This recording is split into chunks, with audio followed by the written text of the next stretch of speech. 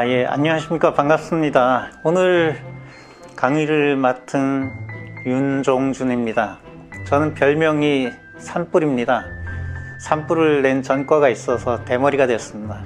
성남문화원 부설 성남학연구소에서 우리 고장의 역사 연구를 맡아서 하고 있습니다. 그리고 성남문화이식관장을 맡고 있고요. 오늘 강의할 내용은 보이지 않는 것들, 보이지 않는 것이 무엇인가에 대해서 궁금해 하시겠습니다만은 우리 고장의 역사에 대한 이야기입니다. 우리 성남시가 시로 된 지 약 50년이 조금 안 됐는데 그 사이에 많은 역사와 문화가 사라졌습니다. 그래서 사람들은 흔히 얘기하죠. 우리 성남에 무슨 역사적인 정체성이 있느냐라고 물어봐요. 하지만 사라져버려서 보이지 않을 뿐이지 많은 스토리가 곳곳에 남아 있습니다. 그래서 오늘은 그 보이지 않는 성남이 시가 되기 이전의 역사, 이 이야기를 풀어나가도록 하겠습니다. 반갑습니다. 안녕하십니까. 금방 소개받은 윤종준입니다. 오늘 이 이야기를 하기 위해서 많은 생각을 하고 어떻게 하면 여러분들한테 재미있고 좋은 이야기를 많이 들려줄 수 있을까, 이런 고민을 좀 했는데요. 하지만 제가 생긴 것처럼 주변 머리가 없어가지고 좀 말이 재미가 없을 수도 있습니다. 좀 이해를 바라고요.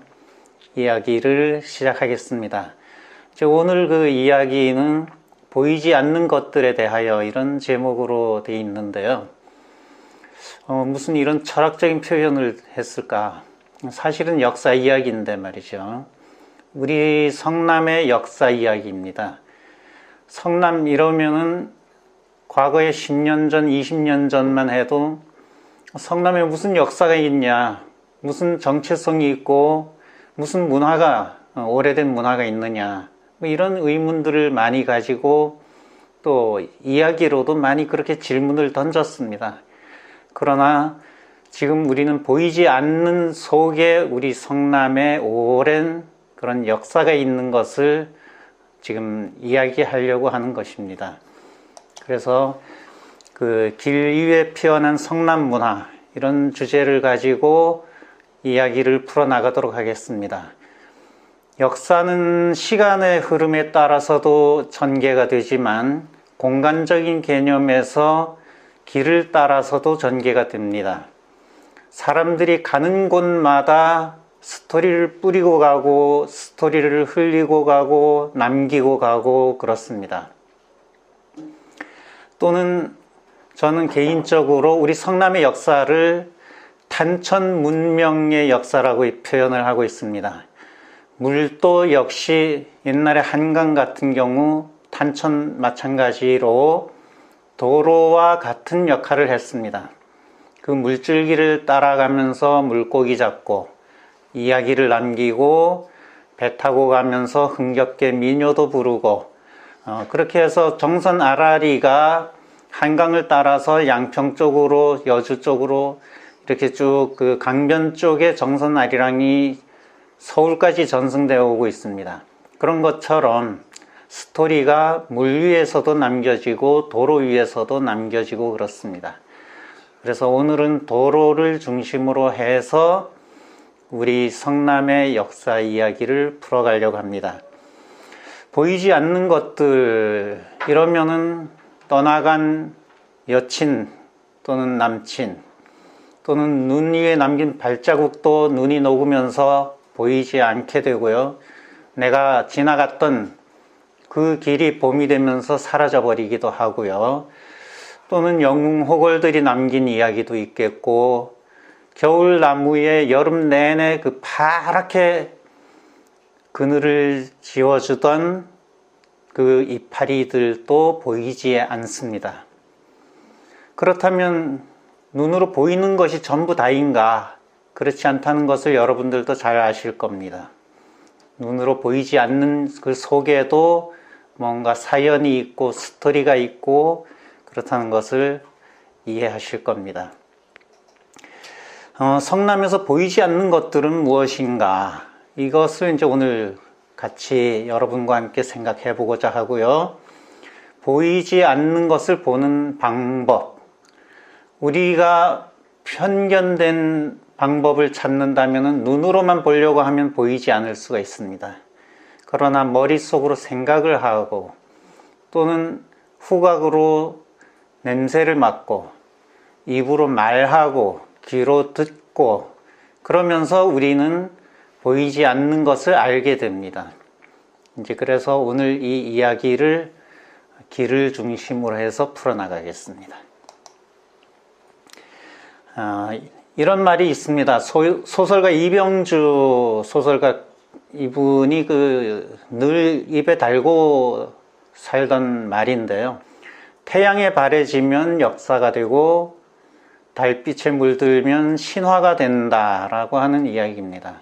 이게 바로 하나의 역사입니다. 우리는 아는 것과 모르는 것이 있고 아는 것 중에는 진짜 사실인 것도 있고 그냥 전설인 것도 있고 그냥 뒷담화인 경우도 있고 그렇습니다. 그래서 이게 명백하게 어떤 스토리가 겉으로 밝은 대명천지에 드러나게 되면 그것이 역사가 되고 좀 숨겨지거나 은폐되거나 또는 그냥 자연스럽게 소멸되거나 이렇게 되면은 신화가 되고 전설이 되고 그렇게 저는 생각하고 있습니다. 우리 성남의 과거와 현재를 이야기할 때 가장 두드러진 특징은 바로 교통의 중심지라고 하는 것입니다. 그래서 그 교통의 중심지라고 하는 것은 길을 중심으로 해서 연결이 되는데요. 그 길 위에는 수많은 사연이 남겨져 있습니다. 그 중에 옛날에 성남의 교통의 그 루트는 영남길이라고 하는, 영남대로라고 하는 것이 서울에서 부산으로 가는 길이 성남을 지나갔습니다. 그 핵심 루트가 바로 오늘날의 경부고속도로 시작되는 노선, 그렇게 변형이 되었습니다.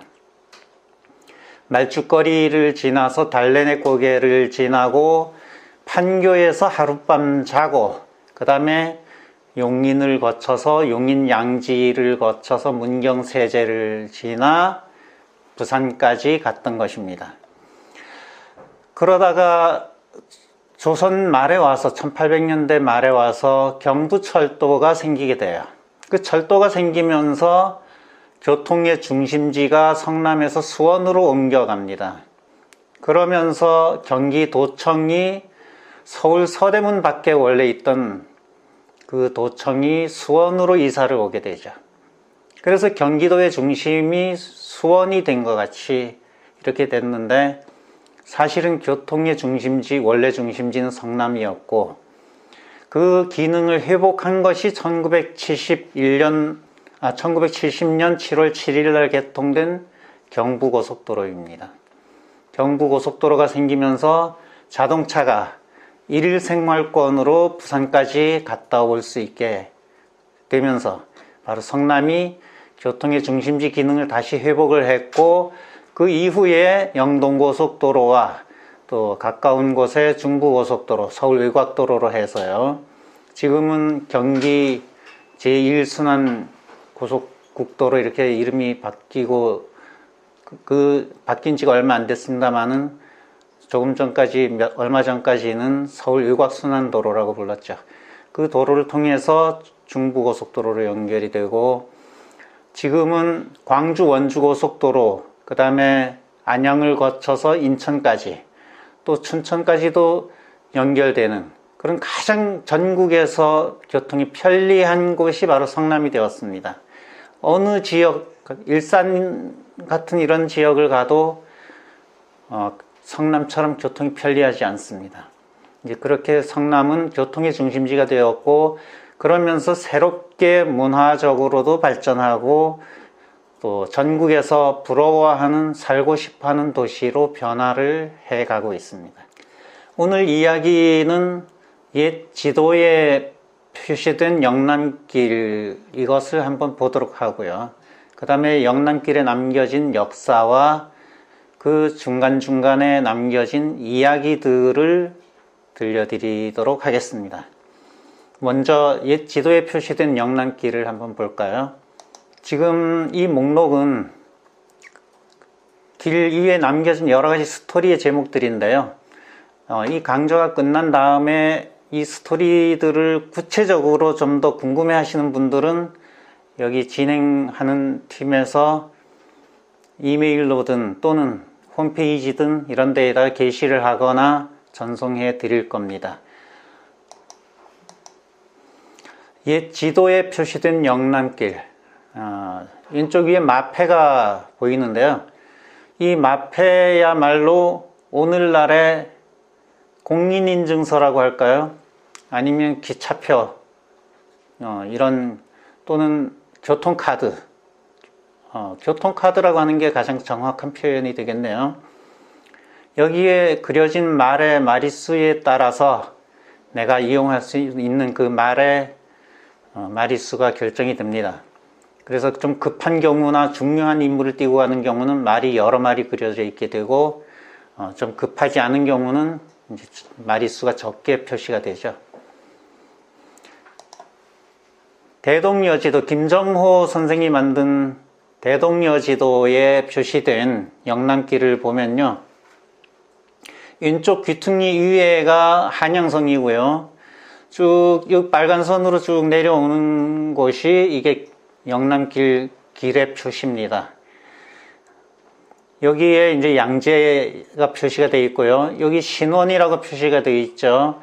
청계산 옛골 쪽에서 양재역 시장 쪽으로 조금 가다 보면 신원이라고 하는 곳이 있었어요. 거기에 이제 옛날에 새로 생긴 원이라고 하는 것은 숙박 시설이었고요, 역은 말을 갈아탈 수 있는 곳이 역이었고요, 신원은 새로 생긴 원이었다, 이런 뜻을 갖고 있고, 이 신원이 생기기 전에는 판교원이 서울에서 가장 가까운 쉴 수 있는, 잘 수 있는 그런 곳이었어요.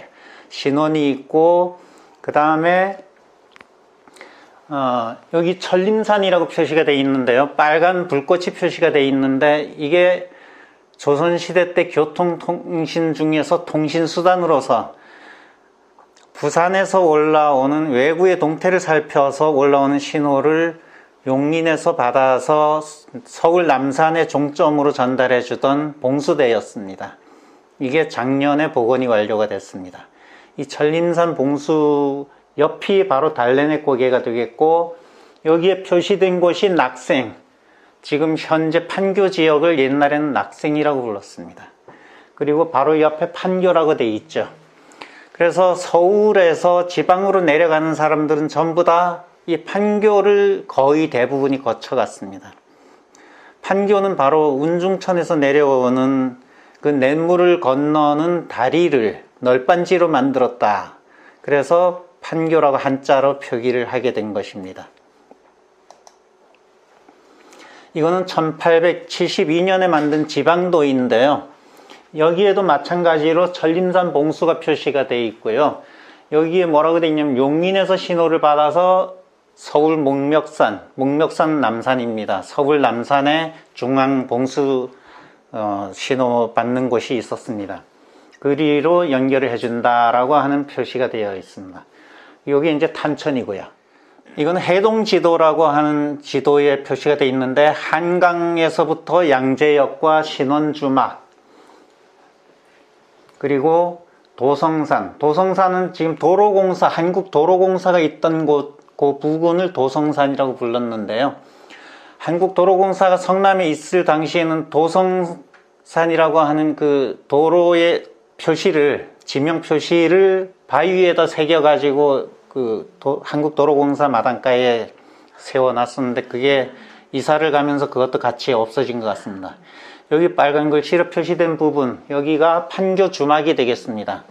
그래서 서울에서 출발해서 오다가 하룻밤 자는 곳이 판교였고, 왕이 잘못된 명령을 전달했을 때에 되돌릴 수 있는 곳이 판교까지가 가장 그 한계점이었던 것입니다. 판교를 지나버리면은 이제 더 빠른 파발말을 보내기 전에는 다시 되돌리기가 어려워진 것이죠. 여기 조선지도라고 하는 또 지도가 있었는데요.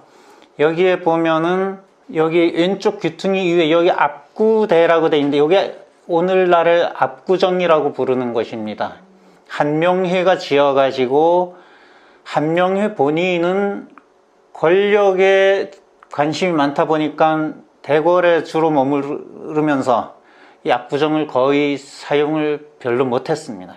그래서 그 후대 사람들이 권력에 너무 관심을 가져가지고 이 즐거움을 못 누렸다, 뭐 이런 이야기를 시로 읊은 것도 있고요.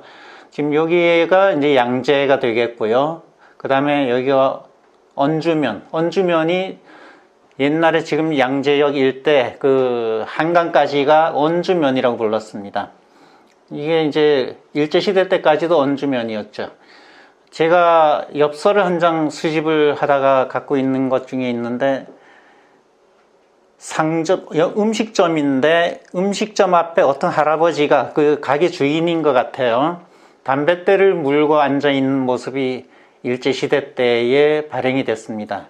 거기에 마침 간판에 주소가 적혀 있어서 그 주소를 검색을 했더니 거기가 지금 오늘날의 가장 압구정 일대에서 가장 돈을 잘 버는 곳이 어딜까요?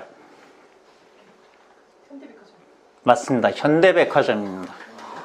바로 현대백화점 자리에, 그러니까 그 당시에는 그 잠실 일대, 송파 일대, 강남 일대에 집이 그렇게 많지 않았습니다. 여름만 되면 물에 잠기는 지역이었기 때문에 집이 많지 않았는데 한양을 오고 가는 길목이었기 때문에 거기 식당이 있었고 그 식당 자리에 지금 현대백화점이 영업을 지금 하고 있는 것입니다. 그래서 옛날에 어떤 유래가 있는 사연이 있는 곳에는 지금 또 그와 비슷한 사연이 전개가 되고 있습니다. 온양온천이 지금 또 세종대왕 때도 유명했지만은 지금 또 온양온천 유명하게 사람들이 많이 이용을 하고 있는 그런 시설이 되겠습니다. 이거는 광주전도라고 하는 지도인데요. 여기에도 마찬가지로 전림산 봉수가 되어 있고 판교 주막이 표시가 되어 있습니다. 여기 지금 판교 주막이라고 되어 있고 여기 지금 삼거리가 표시가 되어 있죠. 빨간 빨간 여기에 도로 표시입니다. 도로의 그 흐름인데요. 여기 삼거리 표시가 되어 있는데 이게 지금 어디일까요? 옛날에 그랬던 곳이 지금 또 그렇다. 그러면 어디일까요? 판교 주막 옆에 삼거리가 있으니까. 판교 삼거리요. 그러니까 오늘날에는 뭘까요? 오늘날에는 바로 판교 톨게이트입니다. 바로 판교 톨게이트 옆에 판교 크린타워가 있고 그 앞에가 바로 이 삼거리였습니다. 팔도 군현지도라고 하는 것이 있는데요. 여기도 압구대라고 표시가 되어 있고 여기 양재역 표시되어 있고 언주면 쭉 내려와서 여기 판교역이 있고요. 여기 서봉사, 용인의 서봉사지가 있죠. 그리로 쭉 연결이 되어 있는 모습을 볼 수가 있습니다. 그러면 영남길에 남겨진 역사는 어떤 것이 있는가를 한번 알아보겠습니다. 영남길의 그 전체 노선 중에서 우리 성남에서 잊혀져 가고 있는 것, 잊혀진 것 중에 낙생 행궁이 있었다라고 하는 기록입니다. 행궁은 임금이 궁궐을 나가서 잠자는 곳이에요. 그래서 남한산성 안에도 있고요. 수원 화성에도 있고요. 온양온천에도 있었는데 지금 복원공사를 하고 있습니다. 그런 임금이 머물던 임시궁궐, 이게 행궁인데 우리는 그런 수원 화성 행궁이나 남한산성 행궁 이런 것만 알았지 성남에도 있었다는 사실을 모르고 있습니다. 성남 지역은 옛날에 군사훈련을 하던 곳이었습니다. 한강 남쪽 일대가 거의 대부분이 군사훈련 지역이었고 특히 탄천을 중심으로 해서 탄천 옆으로 군사들이 주둔을 해서 훈련을 했기 때문에 탄천 옆에 성남 일대가 군사훈련의 중심지로 활용이 됐고, 이제 넓은 면적으로는 하남시 쪽에서부터 해서 과천까지가 주로 많이 사용이 돼서 봄과 가을에 군사훈련을 많이 했습니다. 그때에 조선 초기에는 왕들이 나와서 천막에서 잤어요. 몽골식 텐트에서 잤습니다, 주로. 그러다가 조선 성종 때에 오면은 행궁이 있었다라고 표시가 나오기 시작합니다. 그래서 이게 어디 있었냐면 낙생지역. 낙생지역은 바로 지금 현재 판교 일대가 되겠습니다. 지금 분당구 쪽은 옛날에 돌마면으로 불렸고 판교 쪽은 낙생면으로 불렸습니다. 물론 탄천이 장마철마다 좀 그 곡선에 따라서 그 물의 흐름에 따라서 곡선이 좀 변하기는 하고 이랬지만은 그 탄천을 경계로 해서 낙생과 돌마 이렇게 나뉘어졌습니다. 성종실록 8년 10월 8일날 기록에 성종 임금이 이 성남 지역에 와서 사냥을 하고 과천까지 가서 사냥을 하고 그 사냥을 하는 행위는 바로 군사훈련에서 실제로 활쏘기를 실습하는 훈련입니다. 뭐 맛있는 고기를 잡아먹기 위해서 하는 목적이 아니고 궁극적인 목적은 바로 이 화살을 정확하게 그 동물을 맞추는 그런 훈련을 하기 위해서 사냥을 가지고 실습을 했던 겁니다. 그래서 그 사냥을 통해서 잡은 동물을 가지고 어떻게 정확하게 잘 맞췄느냐를 기준으로 해서 고기의 등급이 결정이 됩니다. 고기가 뭐 어린 고기라고 해서 좋은 고기가 아니고요. 늙은 고기라고 해서 나쁜 고기가 아니고 그 화살을 얼마나 정확하게 잘 맞췄느냐, 어깨 쭉지 쪽을 맞춰서 꿰뚫은 것을 가장 상품으로 쳤습니다. 그래서 그 최상품의 고기를 조상인, 왕의 조상인 역대 왕들의 위패를 모신 종묘에다가 갖다가 제사를 올렸습니다. 그리고 그 나머지 고기를 가지고 군사들에게 회식을 시켜줬던 겁니다. 그렇게 해서 그 군사훈련이 해마다 봄, 가을로 진행이 됐고, 그 당시에 이 한강 남쪽 일대와 이 성남시 일대는 오늘날의 그린벨트와 비슷하게 풀을 함부로 베지 못하게 하고, 왜냐하면 이 사냥할 동물이 서식할 수 있는 환경을 만들어줘야 되기 때문에. 그래서 동물도 마음대로 잡지 못하게 했고, 공신들이 아니면 이 지역에 들어와서 살 수가 없었어요. 물론 이제 그 공신들에 딸린 노비들이나 그 부속 종들은 같이 거기 살기도 했지만은 인구를 제한을 했습니다. 이제 그게 최근까지도 이어져 왔죠. 현대에 와서도 남단 녹지라 그래가지고 분당 일대와 판교 일대가 개발 제한 구역으로 있다가 근래에 이제 최근에 판교 테크노밸리가 생기고 이제 그렇게 된 겁니다. 영남길에 남겨진 역사, 이걸 보면은 영남길이라고 하는 것은 서울과 영남 지방을 이어주는 그 조선시대의 간선 도로였습니다. 또 중요한 도로 하나가 중국의 사신을 가고 이럴 때 사용하는 의주길, 지금 현재 경기도에서 의주길은 파주까지 걷기 코스로 개발을 했고, 영남길은 경기도 구간을 물론 옛 모습과는 지금 현재 도시가 형성이 되고 또 도로가 많이 생기면서 위험하기 때문에 많이 좀 원래 노선보다는 좀 달라지긴 했지만 어쨌든 그런 영남길을 만들어 가지고 또 걷기 코스로 도민들에게 제공을 하고 있고요. 또 삼남길이라 그래 가지고 전라도 쪽으로 갈 수 있는 그런 길도 걷기 코스로 개발이 되어 있습니다. 또 최근에는 이제 소금길이라 그래 가지고 서해안 쪽으로 갈 수 있는 그런 길도 만들어졌고요.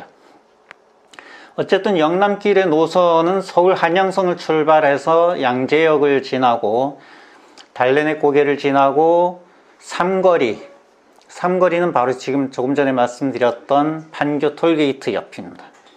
그리고 판교원에서 자고 먼해, 지금 판교 신도시에 판교원 마을이 있죠. 거기 주변 일대가 판교원이 있었던 곳입니다.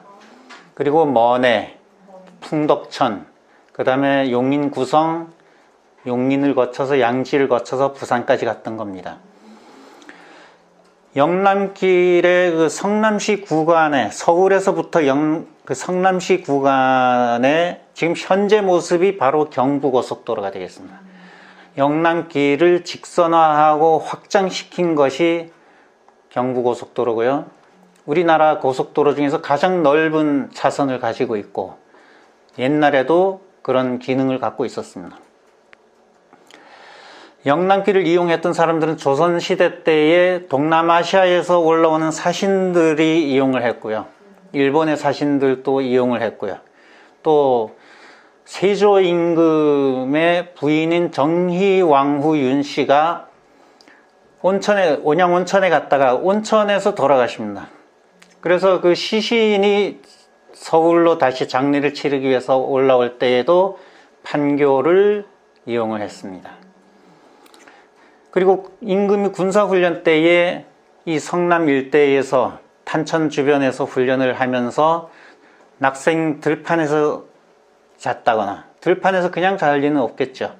파오달이라고 하는 그런 시설에서 잤다 그러는데, 파오달은 바로 몽골식 텐트를 얘기합니다. 몽골에 가면은 징기스칸이 타고 다녔다고 하는 것을 재현을 해 놓은 그 텐트가 있는데요. 밑에 바퀴가 달려 있습니다. 그래서 말이 끌고 다니면서 이동을 하면서 사용을 했던 것이죠.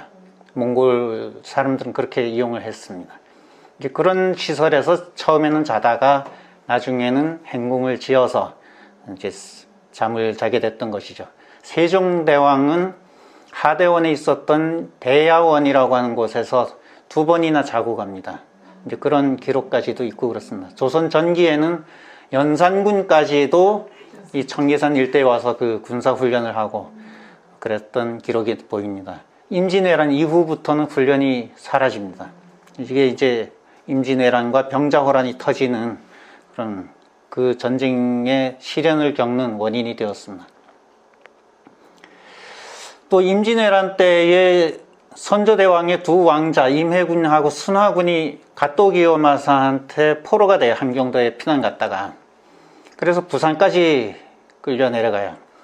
그 왕자가 생포되어 있음으로 해서 전쟁이 잠시 좀 조용해지기도 하고, 한편으로 명나라가 한국을, 조선을 지원해 주러 왔지만 사실은 전쟁을 빨리 끝내고 싶어 했어요.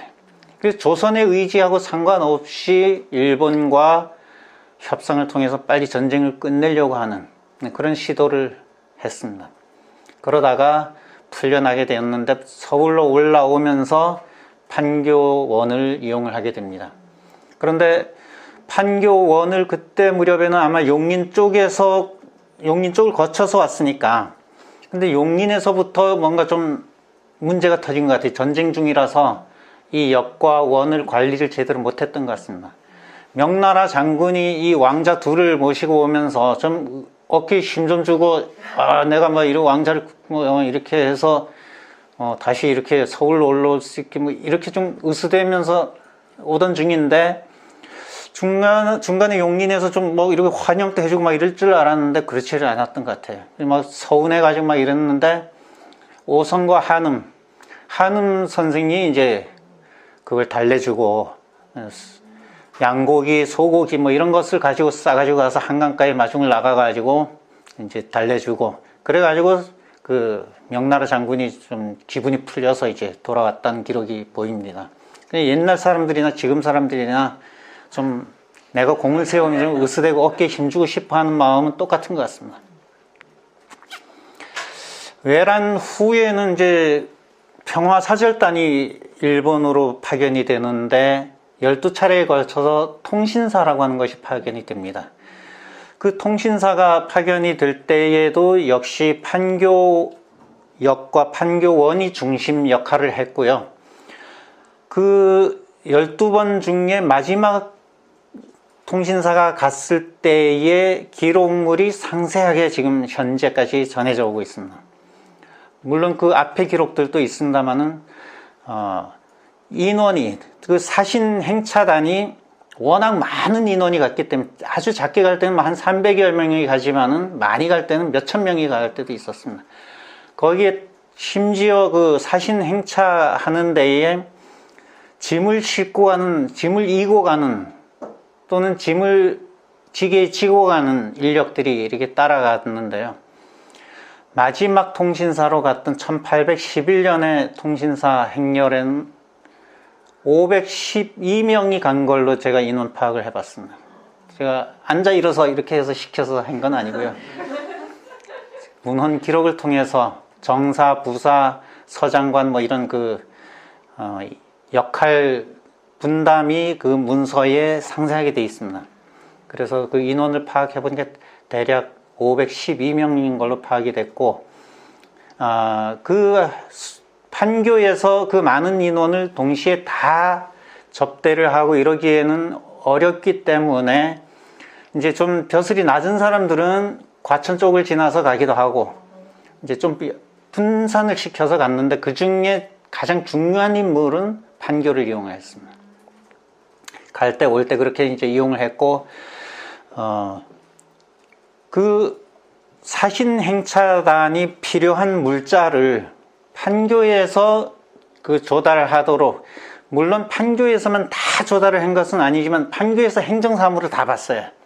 그래서 뭐 부평에서 뭐를 부담을 하고 이러도록 그 광주부에서 하는데, 그중에 광주부에서도 판교역, 여기서 이제 사신 행차에 필요한 물자를 조달을 했던 겁니다.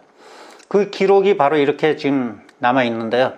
조선 통신사 왕회시 갈왕자 돌아올 회자, 가고 올 때에 광주부 판교참에서 거행했던 등록 문서, 1811년 순조 11년 이때의 문서입니다. 여기에 각종 물품과 음식 메뉴까지 정해져 있어요. 닭을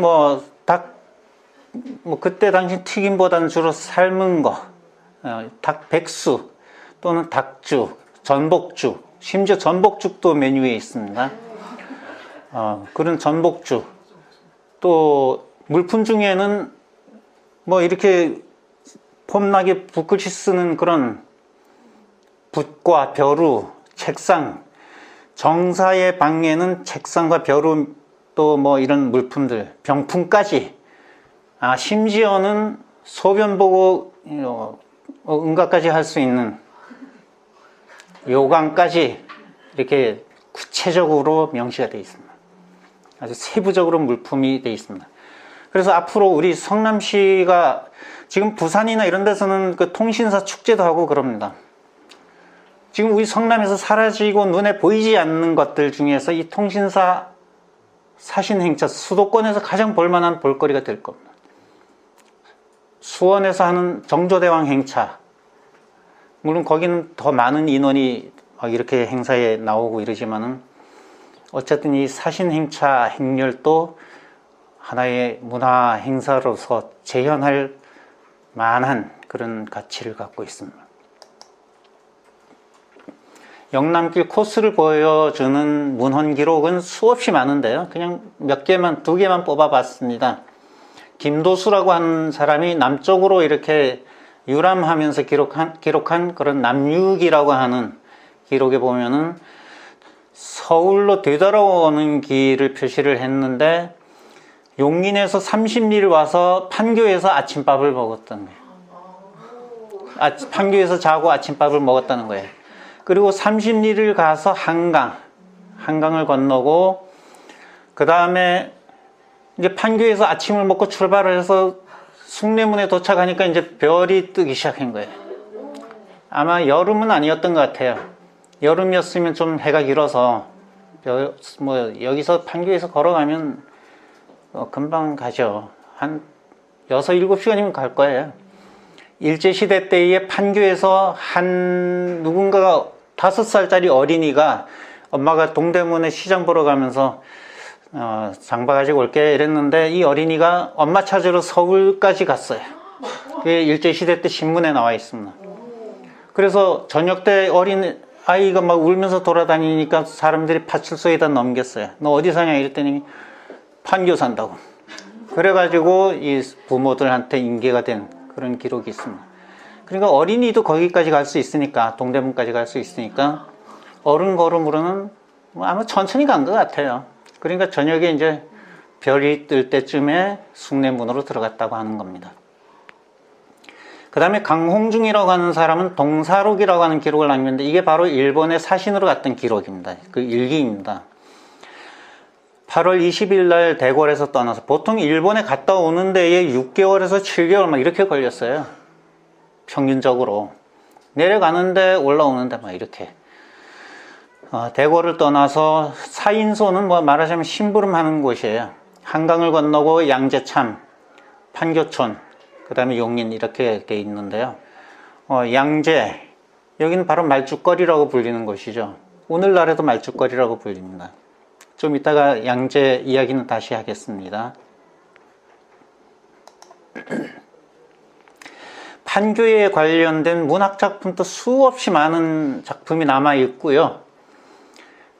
특히 현대에 와서도 1960년대에서 70년대 초까지 10년 동안에 100번 넘는 월 1회씩 한시 창작 모임을 하던 판교 기로회라고 하는 모임이 있었어요.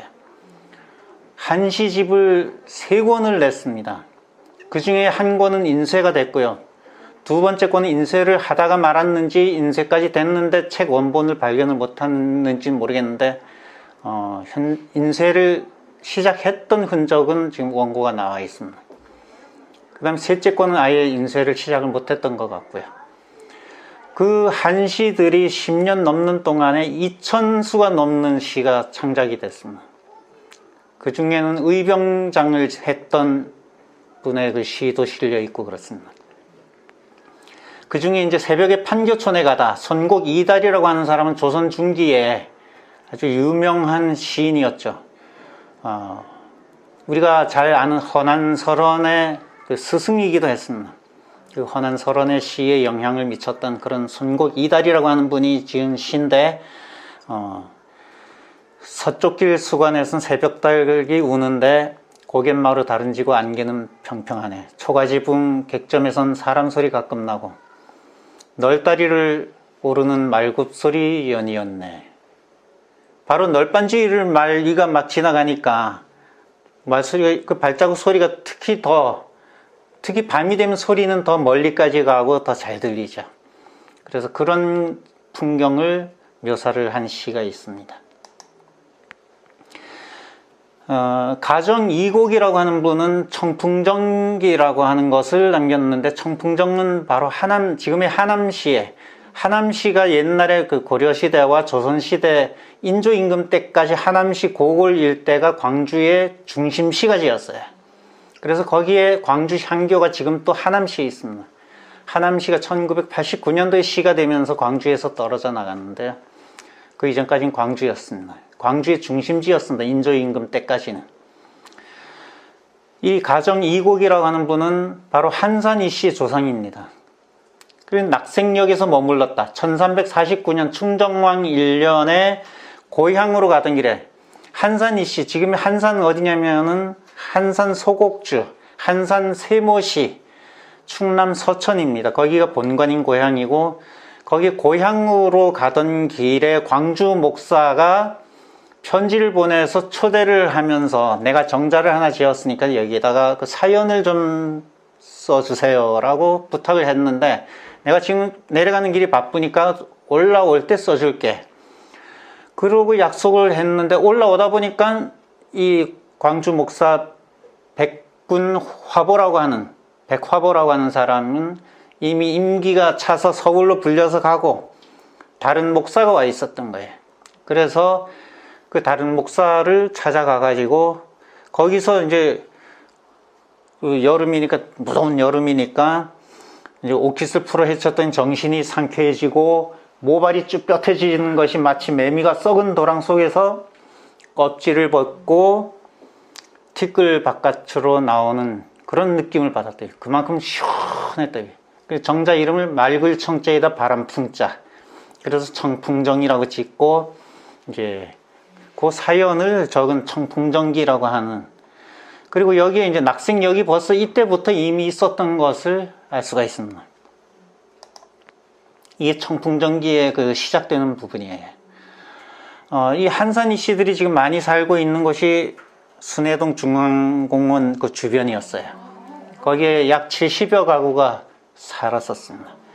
지금 그 순회동 가옥안에 남아있는 그 초가집, 그게 바로 한산이 씨가 살던 집입니다. 경기도 문화재자료 78호로 지정이 되어 있죠.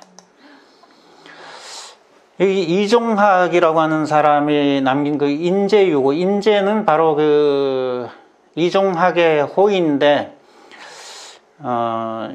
이 사람은 누구냐 하면은 모근 2세의 아들이에요. 남쪽으로 유배되어 낙생역에서 잠시 쉬며 이런 기록을, 시를 남겼습니다. 누가 나를 낙생역으로 이끌었나? 나는 지금 망연할 뿐인데. 내가 오고 싶어서 온 게 아니다 이거예요. 낙생역에. 그냥 귀양 가는 길에, 그러니까 마음이 망연한 거예요. 높은 산은 해를 가릴 것 같고 해묵은 나무는 하늘에 닿을 듯한데 여관 마당에는 이미 찬눈이 쌓여 있고 마을 빈터엔 밥 짓는 연기가 자욱하네. 어느 때면 성군의 어진 임금의 왕화에 흠씬 젖어 그 용서받아서 다시금 태평성대를 보게 되려나. 근데 이분은 어떻게 됐을까요? 낙생역을 여기서 자고 가다가 얼마 못 가서 정도전이 보낸 자객에게 죽임을 당합니다. 다시금 태평성대는커녕 그냥 저 세상으로 갈 수밖에 없는 그런 정치적인 격동기에 지어진 시가 되겠습니다. 성현이라고 하는 사람은 조선 전기의 아주 유명한 학자인데요. 이분이 이제 그 허백당집이라고 하는, 허백당은 바로 성현의 호입니다. 그 김취영이라고 하는 사람의 전기를 남겼는데요. 아까 제가 시작할 때 사람들은 길가에 가다가 뭔가 흔적을 남긴다고 그랬죠. 물론 그 흔적은 사라질 수도 있습니다. 이분이 남쪽 고을로 가서 낙생역의 벽에다가 시를 남겨놨었다 이거예요. 그런데 몇 년이 지난 뒤에 역마를 타고 다시 그곳에 들러보니까 시가 그때까지도 벽에 남아 있었고 내 시에 화답한 작품이 제법 많았는데 요즘 말하면 뭘까요? 인터넷에서 카카오 스토리나 페이스북에서 댓글이 많이 달렸던 얘기예요. 그 많은 댓글 중에서 그 중에 율시 한 편이 가장 뛰어났다. 이게 누구냐면 자기 선생님 김취영의 스승이 거기 가서 딱, 야, 이 내 제자가 쓴 시가 있네 이러고서 거기다 댓글을 멋지게 남겨놓으신 거예요. 이 추억을 성현이라고 하는 분이 남긴 겁니다. 무엇보다도 우리가 일반 개인이 쓴 기록들은 자기 과시나 자기 자랑을 위해서 남겨놓은 기록들이 많아요.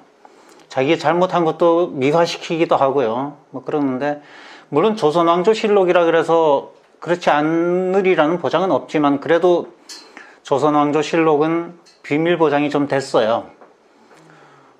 태종 임금이 세종 임금이 자기 아버지 태종이 하도 그 막 형제도 죽이고 막 이랬기 때문에 사관들이 어떻게 기록했을까 궁금해서 좀 보고 싶어 했어요. 2번이나. 그런데 그 사관들이, 역사를 기록하는 사관들이 안 됩니다. 만약에 전하께서 이 기록을 보시게 되면은 그 다음부터 모든 왕들이 다 보려고 할 텐데 그렇게 되면 사관들이 눈치 보느라고 제대로 못 쓴다 이거예요. 그러면 내가 보여달라고 했다는 말을 지워달라. 그랬더니 지워달라고 했다라고까지 기록을 했어요. 그 태종, 그 조선왕조실록의 태종 7년에 광주에서 강무했다. 군사훈련을 했다 이겁니다. 낙생역 전교에서 머물렀다. 이때만 해도 낙생역 들판, 거기서 이제 천막 같은 데서 머물렀다는 것이죠. 바로 이게 고구려 시대의 수렵도인데, 우리는 미술 시간에 고구려 사람들이 사냥을 잘하고 활쏘기 잘하고 뭐 여기까지 배우고 이런 뭐 사냥을 즐겨 했다 이렇게 돼 있는데, 이게 사실은 군사훈련하는 겁니다. 예, 군사훈련하는 겁니다.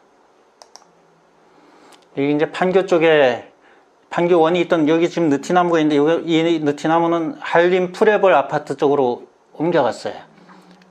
지금 판교 동사무소 그 주변 쪽에 있었는데요. 거기 옛날에 판교원이 있었고요. 양재역 말죽거리는 뭐 말한테 죽을 먹이는 곳이다. 평상시에도 이제 그렇게 했던 곳이기도 하지만, 전설에는 청나라 군대가 쳐들어왔을 때에 여기서 이제 말한테 죽을 먹였다 이런 뜻으로 전설이 전해져 오기도 하고, 또 한편으로는 인조 임금이 이괄의 반란을 피해서 막 피난 갈 때 워낙 급해가지고 말 위에서 그냥 죽을 한 그릇 먹고 갔다. 뭐 그런 전설도 있고 그렇습니다. 말죽거리 양재역에 가면은 유래비가 새겨져 있습니다. 양재역 주변에 흐르는 그 양재천에 이 옛날에 섭다리가 놓여져 있었던 모습이 지도에 표시가 되어 있고요. 달래내 고개와 세종대왕의 영릉 이야기가 있습니다. 달래내 고개, 거기를 태종능이, 헌능이 만들어지고 세종대왕이 자기 아버지 가까운 데 묻히고 싶어 했을 때 최양선이라고 하는 사람이 결사반대를 합니다. 거기에 묻히시면 장남이 일찍 죽고 장손이 다치게 된다라고 얘기합니다. 그 예언이 그대로 맞아가지고 문종이 일찍 죽고 단종이 그렇게 됐습니다. 그런데 세종대왕이 이제 그걸 무시하고 그냥 자기 능을 그 태종 아버지 발치에다가 묻었다가, 세조가 이렇게 보니까 그 예언이 맞아떨어지는 거예요. 그 최영선의 예언이. 그래서 이장을 추진하던 중에 세조마저도 돌아가시고, 세조의 장남도 이미 세조가 살아있을 때 20살도 안 돼가지고 죽었고, 그 장남이 일찍 죽는다는 예언이 맞아서 세조가 이장을 추진하다가 못하고 예종이 추진해가지고 예종 1년에 세종대왕릉을 옮겨가게 되는 겁니다. 이 달래내 고개가 옛날에도 이렇게 표시가 되어 있는데, 그 옮겨갈 때에 그 수많은 인력이 동원이 됐고요. 경부 고속도로를 건설할 때에 그 달래내 고개 위에 선앙당이 있었는데, 그 선앙당 할머니 신이 포크레인 그 불도저 기사, 그땐 군인들이 그 경부고속도로 시장 노선을 공사를 했습니다. 그 공병대에 불도저 운전을 하던 한기영이라고 하는 육군 상병의 꿈에 할머니 신이 나타나서 3일만 시간을 주면 내가 이사를 가겠다. 그랬는데 3일간의 시간을 안 주고 공사를 하다가 그 불도저가 넘어져 가지고 죽습니다. 이게 바로 오른쪽에 있는 사진이 달래내 고개 위에 있는 순직비입니다. 높이 약 한 50cm 정도 될까요? 그렇습니다. 세종대왕 능을 옮기기 위해서 그 개봉을 하니까 세종대왕의 시신이 19년이 지났는데 썩지 않고 있었던 거예요. 살아있을 때가 똑같다는 거예요. 여기 능을 옮기는 작업은 부역군 5,000명과 석공 등 공장 150명. 이게 20일 동안 작업하기로 했는데 35일이 걸렸어요. 소금이 82가마 3말, 쌀이 2,646가마 이렇게 들어갔어요. 그리고 상력군이 1,500명이 3교대로 돌아가서 여주까지 옮겨갔습니다. 이거는 그 달래내 고개 위에 있는 전림산 봉수인데 작년에 복원해가지고 연기 올리는 것을 재현한 겁니다. 이 신호가 평화로울 때는 한 개를 올려서 이걸 평안화라고도 그랬고요. 작년에 이걸 재현할 때에 심지어 옛날에 조선시대 때 사용했던 재료를 그대로 사용을 했는데 심지어 이리똥까지 구해가지고 재현을 했습니다. 이리똥을 동물원에 가서 찾아가지고 말똥, 이리똥, 소똥 뭐 이런 게 있습니다. 솔가지, 쑥 이런 것들. 윤치장 의병장이 시를 남긴 겁니다. 90살 때에 남긴 시입니다. 목숨을 부지하여 구차히 살아온 지 90년. 지나오면 나라를 잃고 다시 찾는 것을 보았네. 이 판교, 저기 금토동 사람이. 이분이 96살에 돌아가셨어요. 1971년 9월에. 판교의 낙생대공원에 성남 항일의병기념탑이 만들어져 있고, 판교 출신의 남상목 의병장이 또 체포돼가지고 서대문 감옥에서 고문을 받다가 내장 파열로 33살에 돌아가셨어요. 그거를 의병부대에 알린 통고문이고요. 이런 문서들이 지금 성남에 남아 있습니다. 수많은 이야기들, 이 뒤에 이야기들이 있는데요. 이것은 뭐 나중에 따로 이메일로 받으시든가 이런 방법으로 하면 될 것 같습니다. 탄천의 다리가 무너지다, 이 이야기 하나, 아니 이거 말고 탄천 전투에서 전사한 최진립 장군, 이 이야기만 하고 마치도록 하겠습니다. 병자호란이 터졌을 때에 충청감사 정세기후가 왕을 구출하기 위해서 충청도의 군사를 이끌고 오다가 서울대 병원 주변에, 거기를 험천, 머내, 머흔에 뭐 이렇게 불렀는데요.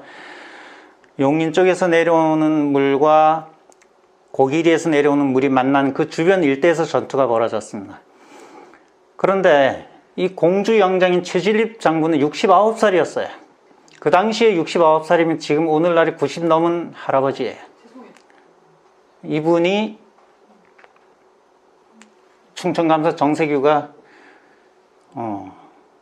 연세가 많으시니까 안 오셔도 됩니다 이랬는데, 내가 군사를 지휘할 수는 없지만 따라갈 수는 있다, 이렇게 따라와가지고 끝까지 활을 쏘다가 전사했던 거예요. 나중에 시신을 찾으러 가보니까 적의 화살을 맞아서 고슴도치가 됐더라 이거예요. 그런 사연이 남아있는 곳이 탄천입니다. 그런 이야기들이 많이 남아있는 곳이 탄천이고, 탄천 주변에 성남의 문화가 꽃피고 오늘날 전국에서 가장 부러워하는 도시로 변화하고 발전해 오고 있습니다. 예, 이상으로 마치겠습니다. 감사합니다. 예, 탄천은 몇십 년, 몇백 년, 몇천 년, 몇 억 년을 흐르고 있습니다. 그 탄천가에 살고 있는 우리 성남 사람들, 지금 너무너무 다른 지역에서 부러워하는 그런 시민으로 살고 있습니다. 오늘 다 못한 그런 이야기들이 골목골목마다 있고, 돌뿌리에도 있고, 나무에도 있고, 하늘에도 있고 그렇습니다. 성남문화원을 찾아주시면 차 한잔 대접하면서 이야기를 들려드릴 수도 있고, 아니면 책을 좋아하시는 분들은 책을 드릴 수도 있고, 제가 아는 범위 내에서 다 해결해 드리겠습니다. 함께해서 기쁘고 고맙습니다. 여러분들 건강하고 항상 행복하십시오. 고맙습니다.